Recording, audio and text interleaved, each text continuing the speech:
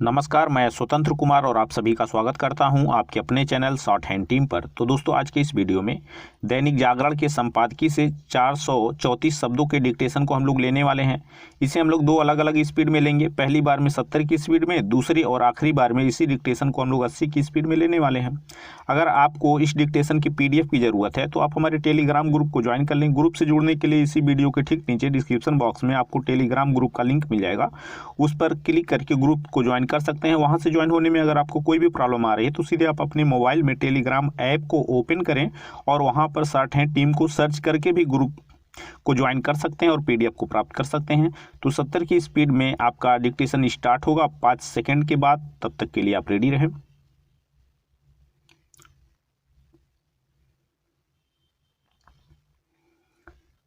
Start.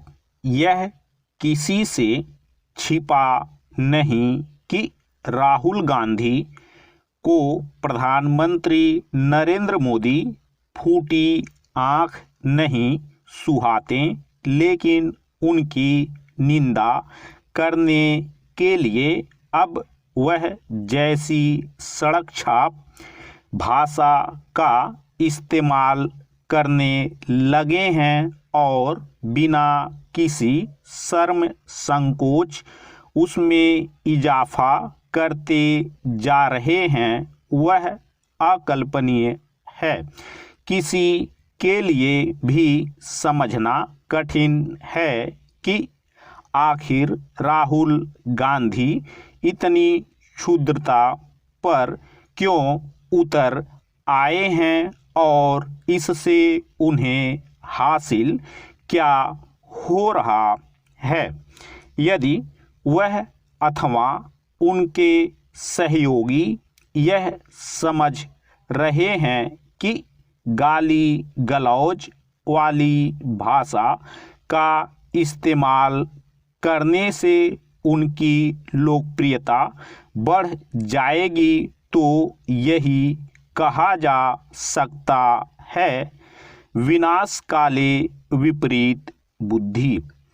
Rahul Gandhi Modi सरकार और खासकर प्रधानमंत्री नरेंद्र मोदी पर राजनीतिक हमला करने के लिए किस कदर आतुर रहते हैं, इसका ताज़ा और शर्मनाक उदाहरण है चीन से सैन्य तनाव घटाने संबंधी समझौते के मामले में उनका बेतुका और तथ्यों की अनदेखी करने वाला बयान।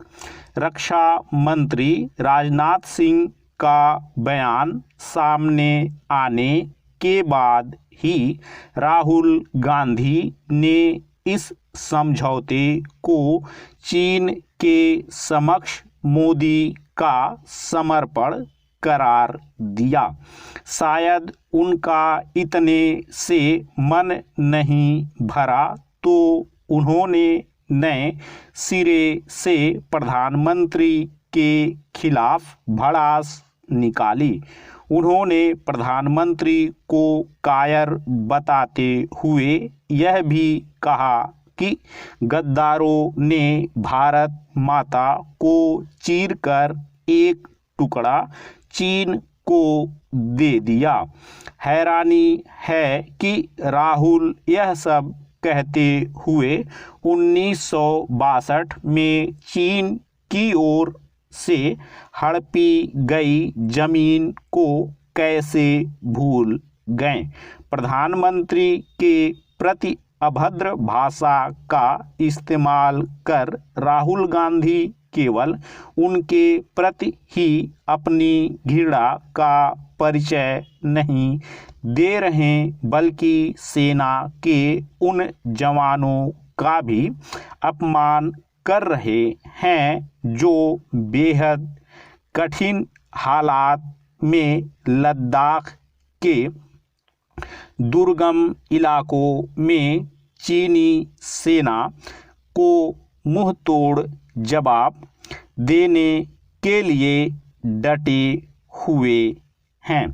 क्या इससे बुरी बात और कोई हो सकती है कि जो सेना अपने पराक्रम से देश के मान की रक्षा करने में लगी हुई है, उसके प्रति कोई भारतीय नेता इस कदर अविश्वास जताए।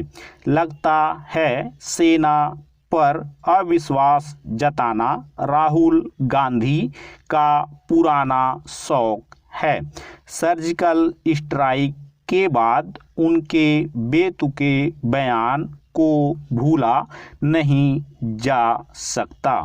चीन के साथ सीमा विवाद के मामले में तो यह लगता है कि उन्होंने प्रधानमंत्री और सेना के साथ देश को भी नीचा दिखाने की ठान ली है। वह प्रधानमंत्री के प्रति अपनी नफरत का परिचय देने के लिए सामान्य शिष्टाचार और सार्वजनिक जीवन की मर्यादा का उल्लंघन करने का कोई मौका नहीं छोड़ रहे हैं। उनके रवैये से यही लगता है कि वह फूहड़ता का परिचय देने से बाज आने वाले नहीं, लेकिन कांग्रेस को यह आभास हो जाए तो बेहतर कि वह अपनी हद पार कर रहे हैं। स्टॉप। दोस्तों, इसी डिक्टेशन को दूसरी बार में हम लोग 80 की स्पीड में लेंगे और आपका समय स्टार्ट होगा 5 सेकंड के बाद। तब तक के लिए आप रेडी रहें।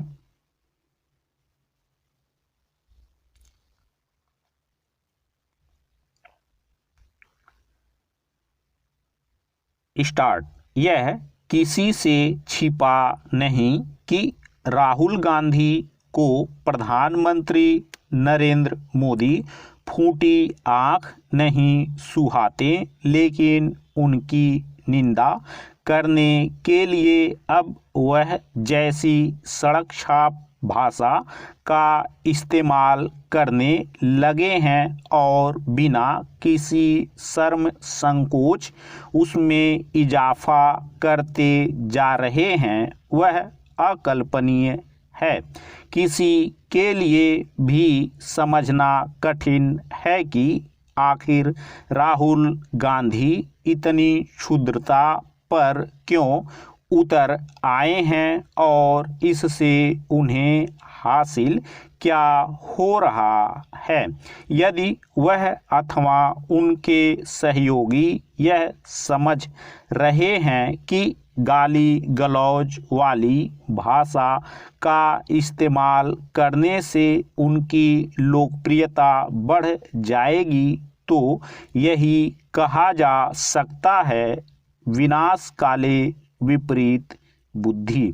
राहुल गांधी मोदी सरकार और खासकर प्रधानमंत्री नरेंद्र मोदी पर राजनीतिक हमला करने के लिए किस कदर आतुर रहते हैं, इसका ताज़ा और शर्मनाक उदाहरण है चीन से सैन्य तनाव घटाने संबंधी समझौते के मामले में उनका बेतुका और तथ्यों की अनदेखी करने वाला बयान।